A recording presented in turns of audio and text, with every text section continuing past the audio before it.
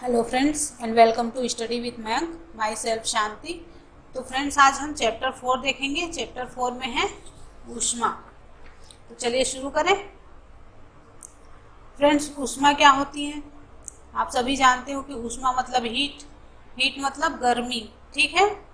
तो फ्रेंड्स ऊष्मा या टेम्परेचर तो दो प्रकार की होती है। एक तो मिनिमम टेम्परेचर, एक मैक्सिमम टेम्परेचर। मिनिमम मतलब जो चीज़ें ठंडी होती हैं उनको हम मिनिमम टेम्परेचर की मान सकते हैं, और जो चीज़ें बहुत गर्म होती हैं उनको मैक्सिमम टेम्परेचर की बोल सकते हैं। पर ये टेम्परेचर क्या है? टेम्परेचर तो ताप हो गया, पर ऊष्मा मतलब सिर्फ गर्मी से मतलब है ऊष्मा का, ठीक है। तो चलिए आज हम ऊष्मा के बारे में जानेंगे। फ्रेंड्स आपने देखा होगा कि ठंडी के दिनों में हम घर के अंदर बिल्कुल ठंडी लगती है हमको, है ना। और अगर बाहर धूप में चले जाएं तो गर्मी लगने लगती है। और कभी कभी अगर गर्मी के मौसम में देखें तो हमें घर के अंदर भी गर्मी लगती है और बाहर भी गर्मी लगती है। तो हम ये कैसे जान पाते हैं कि कोई चीज़ गर्म है या ठंडी है? कैसे जान पाते हैं हम? तो फ्रेंड्स आज हम इस चैप्टर में यही जानेंगे कि कोई वस्तु मतलब कोई चीज़ कितनी गर्म है या कितनी ठंडी है और उसको कैसे जाना जाता है, ठीक है। तो चलिए शुरू करते हैं। फ्रेंड्स हमारा 4.1 है गर्म तथा ठंडा। ओके सॉरी फ्रेंड्स, हम डेली लाइफ में ऐसे कई वस्तुओं मतलब कई चीज़ों के कांटेक्ट में आते हैं जिसको छू के हमें लगता है कि ये चीज़ गर्म है। किसी चीज़ को छूते हैं तो ऐसे लगता है कि ये चीज़ ठंडी है, जैसे कि चाय गर्म होती है और बर्फ़ ठंडी होती है। तो फ्रेंड्स हम कैसे जानते हैं कि कोई चीज़ गर्म है या ठंडी? तो ऑफकोर्स छू कर। चलिए एक प्रैक्टिकल देखते हैं यहाँ पे। उससे पहले ये मैं पढ़ के बताती हूँ। किसी वस्तु की उष्णता की कोटि ज्ञात करने के लिए हम सदैव अपने स्पर्श इंद्रिय पर विश्वास नहीं कर सकते। फ्रेंड्स इस प्रैक्टिकल को इसी को बात को प्रूव करने के लिए किया गया है कि हम जो अपने सेंस हैं, जैसे टचिंग सेंस है अपने, जिसे हम किसी चीज़ को छू के पता करते हैं कि कौन सी चीज़ गर्म है या ठंडी। तो हर चीज़ को हम छू कर नहीं जान सकते कि कौन सी चीज़ कितनी ठंडी है या गर्म है, या उसका टेम्परेचर हम नहीं बता सकते। तो उसके लिए चलिए एक प्रैक्टिकल देखते हैं। यहाँ पर 3 बीकर लिया गया है, ठीक है। एक बीकर ए है जिसमें गर्म पानी रखा गया है, दूसरे बीकर बी में ठंडा पानी रखा गया है, और इन दोनों पानी को मिला के बीकर सी में रखा गया है। मतलब थोड़ा सा गर्म और थोड़ा सा ठंडा पानी मिला के बीकर सी में रखा गया है। तो जिसका टेम्परेचर नॉर्मल होगा, ना ज़्यादा गर्म ना ज़्यादा ठंडा, ठीक है। और हम अपना एक हाथ ए में डालते हैं, ए बीकर में, दूसरा हाथ बी बीकर में डालते हैं और थोड़ी देर ऐसे ही रखे रहते हैं। उसके बाद हम दोनों हाथों को सी वाले बीकर के पानी में डालेंगे। तो हम पहले जो ए बीकर में हाथ डाला था जिसका पानी ठंडा था, और उस हाथ को अगर सी में डालते हैं तो वो हाथ हमें कैसा महसूस होगा? उस जो बर्तन जो बीकर लिए हैं उसमें का पानी हमें गर्म महसूस होगा। पर हम जिस बीकर बी में गर्म पानी लिए थे और जिस हाथ को उसमें डाले थे उस हाथ से सी बीकर में डालेंगे तो वो हमें ठंडा लगेगा। तो ऐसा क्यों होता है? क्योंकि इसका ए का टेम्परेचर कम था और नॉर्मल टेम्परेचर में हम उसको छुए तो वो चीज़ हमको गर्म लगेगी, और जबकि जो गर्म था उससे उस हाथ से छुए तो ये हमें ठंडी लगेगी। तो इस तरह से हम अपने जो स्पर्श इंद्रियां हैं उन पर विश्वास नहीं कर सकते। वो हमको परफेक्टली नहीं बता सकता कि कौन चीज़ कितनी गर्म है या ठंडी है, क्योंकि हम इन्हीं हाथों से इन चीज़ों को छुए और फिर इसमें हाथ डाले तो ये दोनों हाथ का टेम्परेचर अलग अलग लगा ना हमको। तो इससे प्रूफ होता है कि किसी वस्तु की उष्णता की कोटि को ज्ञात करने के लिए हम अपनी स्पर्श इंद्रियों पर विश्वास नहीं कर सकते, ठीक है। उष्णता की कोटि मतलब कि कौन चीज़ कितनी गर्म है या कोई चीज़ कितनी ठंडी है, इसको ज्ञात करने के लिए। ओके तो चलिए देखते हैं। अब हम अपनी इंद्रियों से तो नहीं जांच कर सकते कि कौन चीज़ कैसा है, तो उसके लिए अब क्या करें? तो उसके लिए है आपने नाम सुना होगा थर्मामीटर का या तापमापी का, ठीक है। तो देखते हैं, ताप किसी वस्तु की उष्णता की कोटि की माप है। मतलब टेम्परेचर किसी भी वस्तु मतलब कोई भी चीज़ लिए, जैसे पानी लिए या चाय है या बर्फ़ है, तो उसकी उष्णता की वो चीज़ कितनी गर्म है इसकी कोटि की माप है, मतलब उसकी मापन की इकाई है, ठीक है। टेम्परेचर किसको बोलेंगे कि कोई चीज़ कितनी गर्म है या कितनी ठंडी है, इसी की जानकारी को ही तो हम टेम्परेचर बोलते हैं ना। जैसे बर्फ को छुएंगे तो वो हमको ठंडी लगेगी, तो हम बोलेंगे कि इसका टेम्परेचर बहुत कम है। किसी गर्म चाय में अगर उंगली डुबा देंगे तो वो हमको गर्म लगेगी, तो हम बोलेंगे कि चाय का टेम्परेचर हाई है या ज़्यादा है। ठीक है, तो यही होती है उष्णता की कोटि। अब हम उष्णता की कोटि जांच करने के लिए जिस युक्ति जिसे ताप मापा जाता है उसे क्या कहते हैं? तापमापी। मतलब तापमापी वह युक्ति है जिससे हम ताप मापते हैं। तापमापी मतलब थर्मामीटर। फ्रेंड्स, आपने देखा है थर्मामीटर? मैं दिखाती हूँ आपको। ये है एक थर्मामीटर, देख रहे हो आप? ये दिख रहा है? तो ये एक थर्मामीटर है और एक डॉक्टरी थर्मामीटर है, जिसे हम घर में नॉर्मल जो अगर बुखार आ जाए किसी को तो जिसका मतलब टेम्परेचर नापने के लिए इसी थर्मामीटर का यूज़ करते हैं। ठीक है, तो चलिए पहले इसमें आगे देख लेते हैं, उसके बाद इस थर्मामीटर को फिर से देखेंगे। अब हमारा नेक्स्ट है 4.2 तापमापन।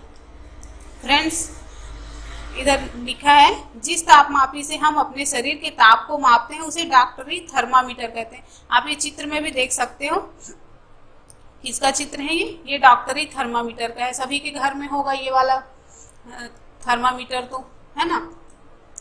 नॉर्मली सब इसी का यूज़ करते हैं, पर आजकल तो थर्मामीटर जो डिजिटल थर्मामीटर है वो आने लग गए हैं और इससे थोड़ा मतलब इसका रीडिंग लेना थोड़ा मुश्किल होता है, पर जो डिजिटल थर्मामीटर है उसे डायरेक्ट हमको रीडिंग वहाँ पर लिख के बता देता है। ठीक है, तो जिस तापमापी से हम अपने शरीर के ताप को मापते हैं उसे डॉक्टरी थर्मामीटर कहते हैं।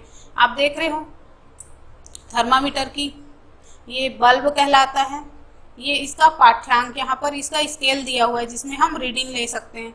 इसमें ये जो टेम्परेचर है 37 डिग्री सेंटीग्रेड, वो मानव के जो शरीर का तापमान है वो बताता है। ठीक है, नॉर्मल किसी इंसान का टेम्परेचर 37 डिग्री सेंटीग्रेड होता है।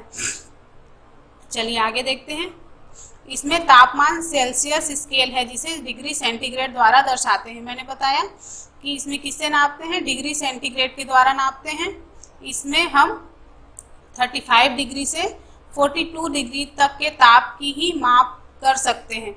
मतलब किसी भी इंसान का नॉर्मल टेम्परेचर 35 डिग्री से 42 डिग्री के बीच में ही होता है। इससे ना कम होता है ना ही ज़्यादा होता है। अगर कम हो गया तो फिर कोई क्रिटिकल कंडीशन होगी, या फिर ज़्यादा हो गया तो भी, पर इससे ज़्यादा नहीं हो सकता एक इंसान का टेम्परेचर। ठीक है, तो इसीलिए इसमें जो डॉक्टरी थर्मामीटर है उसमें 35 से 42 डिग्री सेंटीग्रेड तक के ही ताप माप सकते हैं। ओके, यहाँ ये जो जहाँ से स्टार्ट होता है वो 35 है, जहाँ पर एंड हुआ वो 42 डिग्री सेंटीग्रेड।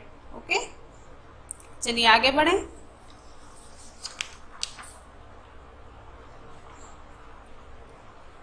अब थर्मामीटर से ताप मापना।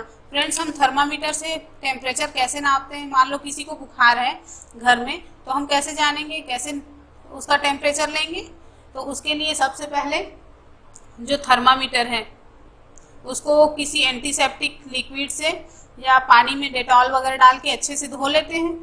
उसके बाद फिर कस के पकड़ेंगे इसके एक सिरे को, बल्ब को नहीं पकड़ना है, इसके ये जो बल्ब है इसको नहीं पकड़ना है, इसके दूसरे सिरे को पकड़ेंगे कस के और इसको 2-3 बार झटका देंगे ताकि जो इसमें का पारा है वो 35 डिग्री सेंटीग्रेड पर आ जाए।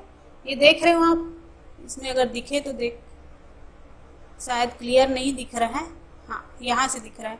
ये जो है 35 डिग्री। ठीक है, तो हम जब किसी का टेम्परेचर लेते हैं तो उसको यहीं पर होना चाहिए, जो पारा है उसको। ओके, फिर हम इसको अच्छे से झटक देते हैं। उसके बाद जिसका टेम्परेचर लेना है उसकी जीभ के नीचे या उसके बगल में 1 मिनट के लिए दबा दिया जाता है। फिर 1 मिनट के बाद हम देखते हैं कि जो पारा है वो कहाँ तक चढ़ा है। पारा कहाँ तक चढ़ा है उसको यहाँ पर जो पतली सी लाइन है जिसको केशिका बोलते हैं, उसमें देख लिया जाता है कि पारा कहाँ तक चढ़ा है। ठीक है, और इसका रीडिंग ले लेते हैं। तो इस तरह से टेम्परेचर मापा जाता है। अब इसमें कुछ जो पॉइंट लिखा है उसको पढ़ते हैं। 2 बड़े चिन्हों के बीच 1 डिग्री का अंतर है तथा इन चिन्हों के बीच 5 भाग हैं। तब एक छोटे भाग का मान 1/5 डिग्री सेंटीग्रेड अर्थात 0.2 डिग्री सेंटीग्रेड होगा। फ्रेंड्स, इसमें क्लियर दिख तो नहीं रहा आपको, फिर भी मैं कोशिश करती हूँ बताने की। ये आप देख रहे हो, ये 35 से 36 डिग्री, इसको 1 डिग्री मानेंगे। और इसके जो बीच में है, ये जो बीच में इसके जो मार्क्स हैं वो 5 डिग्री का अंतर होता है, इसमें 5 पॉइंट का। एक छोटे भाग का मान 1/5 डिग्री सेंटीग्रेड होता है अर्थात 0.2 डिग्री सेंटीग्रेड। ठीक है, मतलब इसके ये जो दिख रहे हैं वो 0.2 डिग्री सेंटीग्रेड होगा। ठीक है, और मानव शरीर का तापमान 37 डिग्री सेंटीग्रेड होता है। ठीक है, तो चलिए आगे बढ़ें। मेरे ख्याल से सभी जानते होंगे रीडिंग लेना। तो फ्रेंड्स, जब हम ये थर्मामीटर यूज़ करते हैं तो उसके लिए कुछ सावधानियां भी यूज़ करनी जरूरी है, तभी हम सही रीडिंग ले पाएंगे और जो थर्मामीटर है वो भी सुरक्षित रह पाएगा। ठीक है, तो देखते हैं क्या क्या सावधानियां हैं।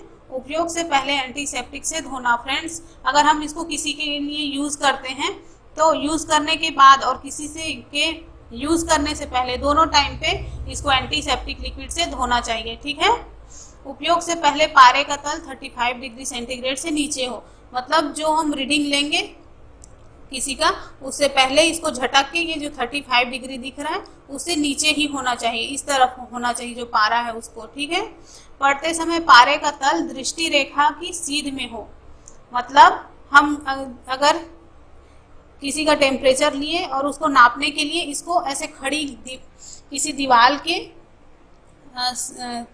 ऐसे सामने मतलब रख के, आँख के बिल्कुल सीध में रख के उसका रीडिंग लेना चाहिए। ठीक है, और इसे बल्ब से ना पकड़े, ये जो बल्ब है इस तरफ से बिल्कुल नहीं पकड़ना चाहिए। तो ये क्या है, ये सावधानियां हैं थर्मामीटर को यूज़ करने के लिए। और इसके साथ साथ और क्या सावधानियां हैं फ्रेंड्स, ये जो डॉक्टरी थर्मामीटर है इसको सिर्फ अपने बॉडी के टेम्परेचर नापने के लिए ही बनाया गया है। इसको किसी गर्म चीज़ को या और किसी चीज़ को इससे टेम्परेचर नहीं लेना चाहिए। ठीक है, उसके लिए एक अलग थर्मामीटर या तापमापी होता है जिसका यूज़ करते हैं किसी चीज़ों के मतलब टेम्परेचर को मापने के लिए। तो चलिए देखते हैं वो क्या है। 4.3 प्रयोगशाला तापमापी। फ्रेंड्स, हमने डॉक्टरी तापमापी के बारे में जाना, अब हम प्रयोगशाला तापमापी के बारे में जानेंगे। मेरे पास वो तो है नहीं, तो मैं यहाँ पर आपको ये डायग्राम से ही समझाऊंगी। ओके, तो प्रयोगशाला तापमापी का परिसर प्रायः 10 डिग्री सेंटीग्रेड से 110 डिग्री सेंटीग्रेड तक होता है, मतलब जो इसका रीडिंग है यहाँ से 10 डिग्री सेंटीग्रेड से 110 डिग्री तक होता है। जैसे हमने डॉक्टरी थर्मामीटर में देखा 35 से 42 डिग्री सेंटीग्रेड तक होता था, तो यहाँ 10 से 110 डिग्री सेंटीग्रेड तक होता है। ये आपको याद रखना है क्योंकि किसी भी क्वेश्चन में ये मतलब किसी भी एग्जाम में ये क्वेश्चन पूछा जा सकता है। ओके, तो ये जो प्रयोगशाला तापमापी है ये इसमें मेन चीज़ तो यही है, और अगर मेरे सामने होता तो मैं और अच्छे से समझा देती। इसकी लंबाई काफ़ी ज़्यादा होती है और इससे किसका यूज़ करते हैं, नाम से ही जाहिर है कि प्रयोगशाला में इसका यूज़ होता है ज़्यादा। इसका बॉडी टेम्परेचर के लिए बिल्कुल यूज़ नहीं कर सकते। क्यों नहीं कर सकते ये मैं आगे बताऊंगी। ओके, इसमें भी एक बल्ब होता है और इस साइड से ये पकड़ने के लिए जगह होती है। ओके, और ये जो है इसका स्केल है, यहाँ पर इसका रीडिंग लिया जाता है।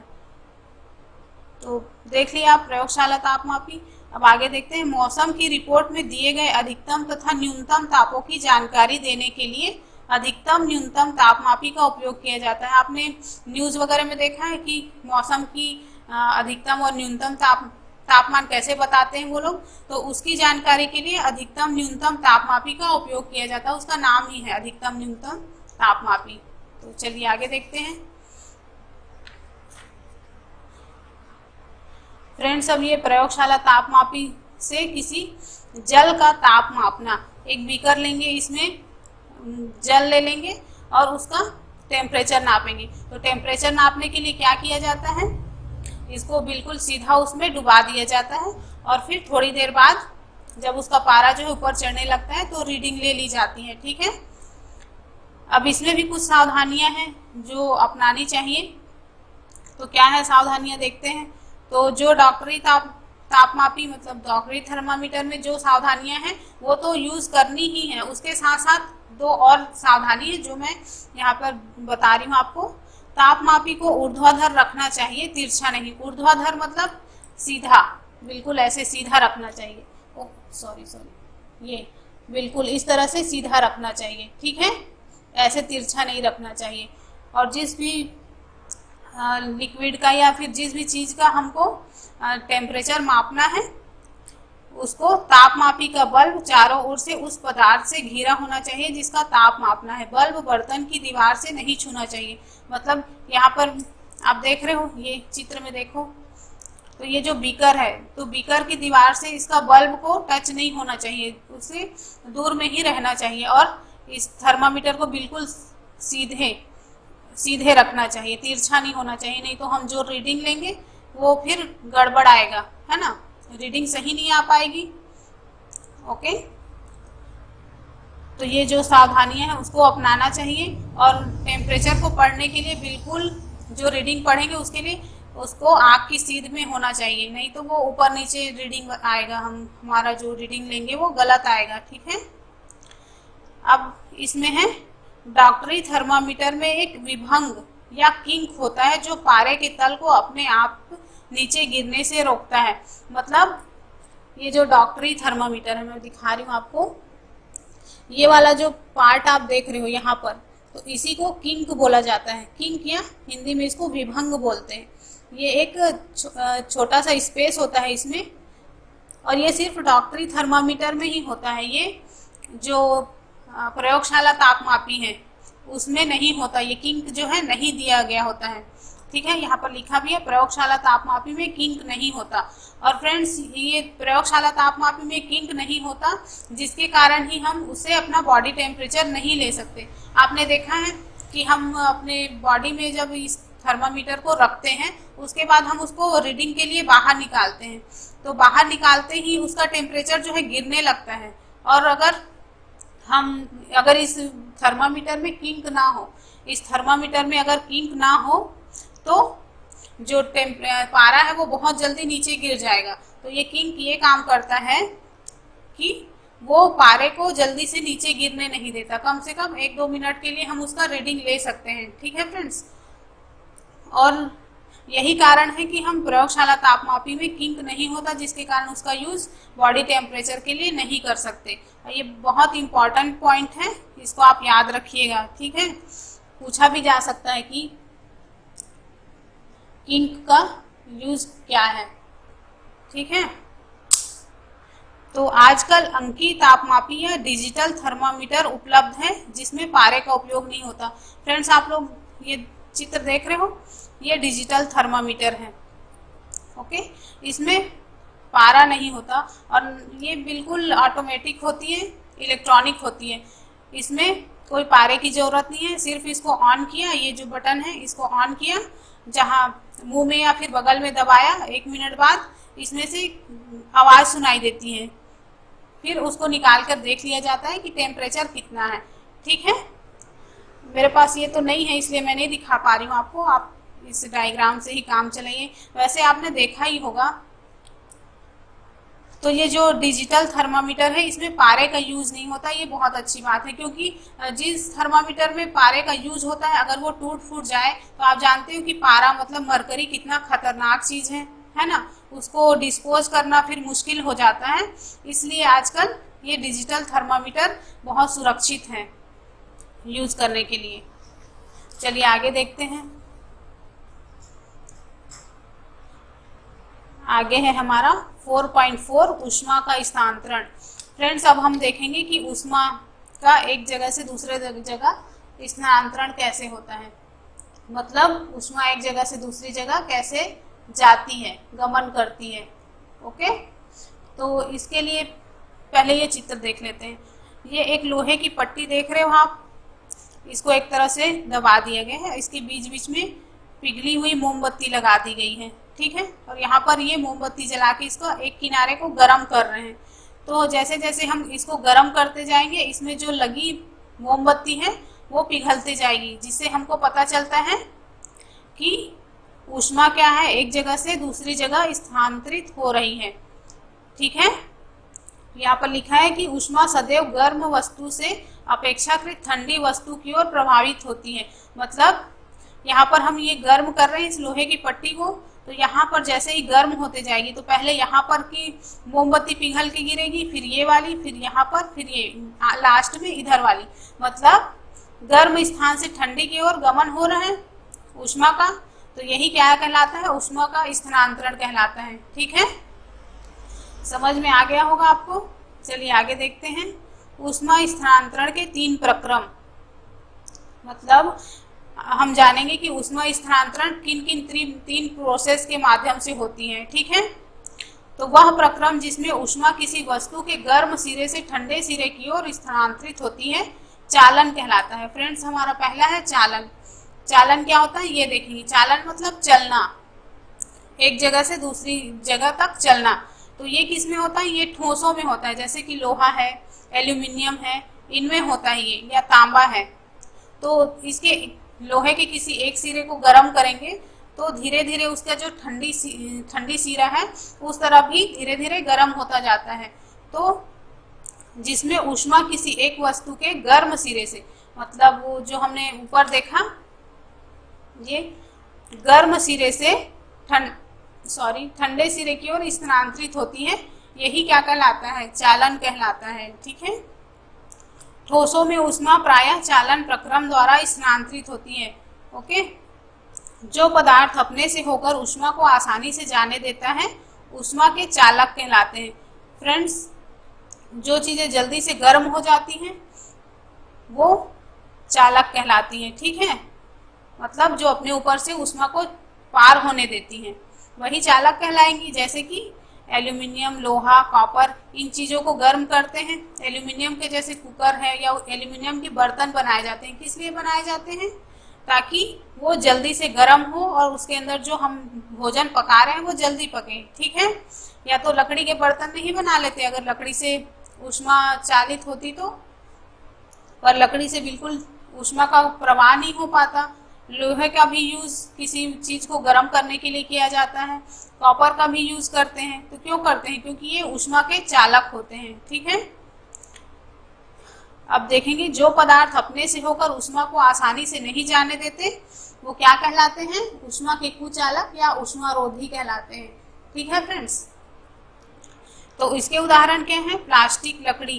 प्लास्टिक को अगर हम गर्म करेंगे तो वो गर्म नहीं होती, वो या तो पिघल जाएगी या जल जाएगी। लकड़ी को भी हम ऊष्मा देंगे तो वो भी क्या होगा, गर्म नहीं होगा, वो या तो जल जाएगा या फिर वो भी, मतलब ऊष्मा का चालन उससे नहीं हो पाता।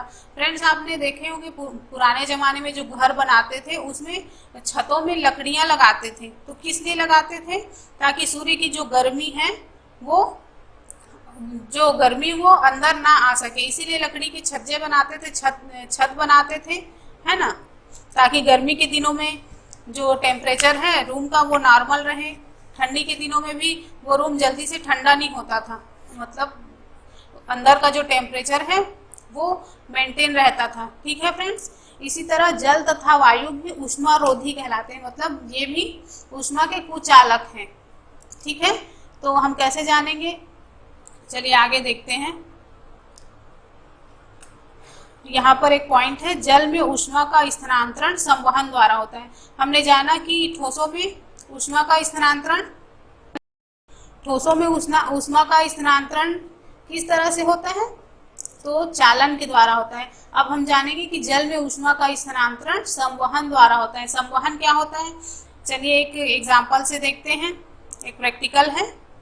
ये एक बीकर है जिसमें पानी लिए हैं हमने और नीचे एक मतलब स्प्रिट लैंप जल रहा है। तो ये जैसे जैसे ये हाँ, इसमें एक चीज डालते हैं, पोटेशियम परमैंगनेट।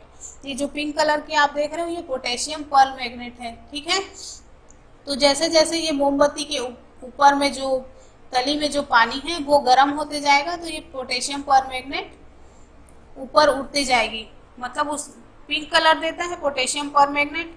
तो ये जैसे जैसे गर्म होती जाती है तली का पानी तो वो ऊपर उठते जाएगा गर्म होके, और ऊपर की जो गर्म ठंडी जल है वो इसका स्थान घेरने के लिए नीचे आते जाएगी। और यह प्रोसेस तब तक चलता रहता है जब तक कि पूरा पानी गर्म ना हो जाए। ठीक है, तो ये क्या कहलाता है, ऊष्मा का संवहन कहलाता है। यही मतलब नीचे जो जल है वो गर्म होके ऊपर उठती जाती है और ऊपर की जो ठंडी जल है वो इसका स्थान घेरने के लिए नीचे आती है। ठीक है, और ये प्रोसेस जब तक चलता है जब तक पानी बिल्कुल गर्म ना हो जाए। चलिए आगे देखते हैं। वायु में ऊष्मा का स्थानांतरण संवहन द्वारा होता है। तो फ्रेंड्स, जल और वायु दोनों में ऊष्मा का संवहन या स्थानांतरण संवहन के द्वारा ही होता है। अब इसको एक प्रैक्टिकल से देखते हैं। ये एक मोमबत्ती जल रही है, इसके ऊपर हम अपना एक हाथ रखते हैं और इसके बगल में एक हाथ रखते हैं। तो हम जो ऊपर हाथ रखे हैं तो हमको ऊपर में गर्मी महसूस होगी, गरम गरम लगेगा, जबकि जो साइड में हाथ रखे हैं उसमें नहीं पता चलेगा, वो जैसा नॉर्मल टेम्परेचर है वैसे ही रहेगा। ठीक है, तो इससे हम समझ सकते हैं कि जो वायु में ऊष्मा का स्थानांतरण संवहन के द्वारा ही होता है। मतलब टेम्परेचर जो है वायु में भी संवहन के द्वारा ही होता है। चलिए आगे देखते हैं। फ्रेंड्स, समुद्र समीर, समुद्र की ओर से आने वाली वायु को समुद्र समीर कहते हैं और स्थल की ओर से ठंडी वायु समुद्र की ओर बहती है जिसे स्थल समीर कहते हैं। तो इसको हम ये डायग्राम के माध्यम से समझेंगे, पढ़ने से तो कुछ समझ में आएगा नहीं। तो चलिए देखते हैं। फ्रेंड्स, जो लोग बीच वगैरह में रहते हैं या उसके आसपास के घर या मकान बने होते हैं तो उन लोगों को एक ऐसा अनुभव होता है कि दिन के समय जो स्थल या धरती है जल की अपेक्षा जल्दी गर्म हो जाती है और स्थल के ऊपर की वायु गर्म होकर ऊपर उठती है, जिसका स्थान लेने के लिए समुद्र की ओर से जो ठंडी वायु है वो स्थल की ओर आकर बहती है। ठीक है, और इस चक्र को पूरा करने के लिए स्थल की ओर जो गर्म वायु समुद्र की ओर बहती रहती है। ठीक है, और समुद्र की ओर से आने वाली वायु को समुद्री समीर कहते हैं। ठीक है, मतलब ये जो समुद्र की तरफ से जो वायु आ रही है तो इसको क्या कहेंगे, समुद्र समीर। आप देख रहे हो इस चित्र में कि ये दिन का समय है और यहाँ पर जो हवा जो चल रही है, ये जो मतलब जमीन है, ये स्थल कहलाता है। यही जल्दी गर्म हो जाता है और गर्म होकर इसमें की वायु जो है ऊपर उठने लगती है। ठीक है, और जो समुद्र की वायु है ये ठंडी होती है, तो ये इसका गर्म वायु का जगह घेरने के लिए जो समुद्र की वायु है वो इधर बहने लगती है, तो यही समुद्री समीर कहलाता है। ठीक है, अब रात के समय क्या होता है, तो रात के समय इसका ठीक उल्टा होता है। तो जो समुद्र समीर की ठंडी वायु का मतलब जो समुद्र किनारे जो लोग घर बनाए होते हैं तो ये जो ठंडी हवा है, समुद्र की जो ठंडी हवा है उसी का लाभ लेने के लिए जो बीच वगैरह में जो लोग रहते हैं वो लोग अपने घर की खिड़कियों को समुद्र की तरफ बनाते हैं। ठीक है, और रात में ये जो प्रोसेस है वो बिल्कुल उल्टा हो जाता है। समुद्र का जल स्थल की अपेक्षा धीमी गति से ठंडा होता है। मतलब ये समुद्र का जल जो है वो गर्म हो चुका होता है दिन के टेम्परेचर में, है ना, और ये जो स्थल है वो ठंडी हो चुकी होती है। ठीक है, तो ये जो प्रक्रम है वो उल्टा चलता है। कैसे चलता है, समुद्र का जल स्थल की अपेक्षा धीमी गति से ठंडा होता है, इसलिए स्थल की ओर से ठंडी वायु समुद्र की ओर बहती है। ठीक है, ये चित्र में आप देख रहे हो, स्थल की ओर से जो वायु है वो समुद्र की ओर बह रही है, तो यही क्या कहलाता है, यही थल समीर कहलाता है। ओके, तो समुद्र समझ में आया आपको। यहाँ पर भी आप देख रहे होंगे कि दिन के समय जो है स्थल गर्म हो जाता है और हवा जो है ऊपर उठने लगती है और समुद्र की जो ठंडी हवा है वो इधर बहने लगती है। आप देख रहे हो यहाँ पर पेड़ पौधे जो नारियल के पेड़ हैं वो इधर झुके हुए दिख रहे हैं, और नाइट में यही क्या होता है, अब जो स्थल है वो ठंडा हो चुका होता है जबकि समुद्र है गर्म हो चुका होता है, समुद्र का पानी। तो जो इधर की गर्म हवा है वो मतलब स्थल की जो ठंडी हवा है वो समुद्र की ओर चलने लगती है। तो आप पेड़ पौधों को देख रहे हो ये इस तरफ झुक गए हैं, तो यही क्या कहलाता है, समुद्र समीर और थल समीर। ठीक है फ्रेंड्स, अब हम इधर ये देखेंगे कि सूर्य से हम तक ऊष्मा विकिरण द्वारा पहुंचती है। फ्रेंड्स, जो सूर्य की रोशनी या उष्मा जो है, सूर्य की गर्मी है, वो हम तक कैसे पहुंचती है? तो वो विकिरण के द्वारा पहुंचती है। ठीक है, पृथ्वी और सूर्य के बीच में आप लोग जानते हो कुछ दूर तक तो वायुमंडल है, पर उससे अगर आगे जाएंगे तो वहां निर्वात है, मतलब कोई माध्यम नहीं है। ओके, तो जो विकिरण है उसके हम तक पहुंचने के लिए कोई माध्यम की आवश्यकता नहीं होती। ठीक है, तो विकिरण मतलब ऊष्मा का, सूर्य के ऊष्मा का हम तक विकिरण के द्वारा ही पहुंचना क्या कहलाता है? विकिरण कहलाता है। Okay, sorry. अब हमारा नेक्स्ट है 4.5, सर्दियों तथा गर्मियों में हमारे पहनने के वस्त्रों के प्रकार। फ्रेंड्स, आप जानते हो कि हम सर्दी में ऊनी वस्त्र पहनते हैं, ऊनी कपड़े पहनते हैं, जबकि गर्मियों में सूती के कपड़े पहनते हैं, हल्के कपड़े पहनते हैं। और गर्मी में जब हम घर से बाहर निकलते हैं तो व्हाइट कलर के कपड़े ज़्यादा प्रायोरिटी देते हैं, है ना? क्यों देते हैं? क्योंकि जो व्हाइट कलर है वो सूर्य की जो गर्मी है या रोशनी है उसको रिफ्लेक्ट कर देता है ना? तो हमारा शरीर जो है ठंडा बना रहता है। और सर्दियों में हम ज़्यादातर काले कपड़े या डार्क कलर के कपड़े पहनते हैं। तो क्यों पहनते हैं? क्योंकि सर्दी में हमको ठंडी लगती है, और ये जो डार्क कलर के कपड़े हैं वो जो हमारे शरीर की ठंडी है, मतलब सूर्य की रोशनी है, उसको अवशोषित करती है, मतलब एब्जॉर्ब करती है ना? तो इसीलिए हम ठंडी में गर्म कपड़े पहनते हैं और गर्मियों में सूती के पतले कपड़े पहनते हैं। ओके, यहाँ पर क्या लिखा है देख लेते हैं। गहरे रंग की वस्तुएं हल्के रंग की वस्तुओं की अपेक्षा ऊष्मीय विकिरणों की अच्छी अवशोषक होती हैं।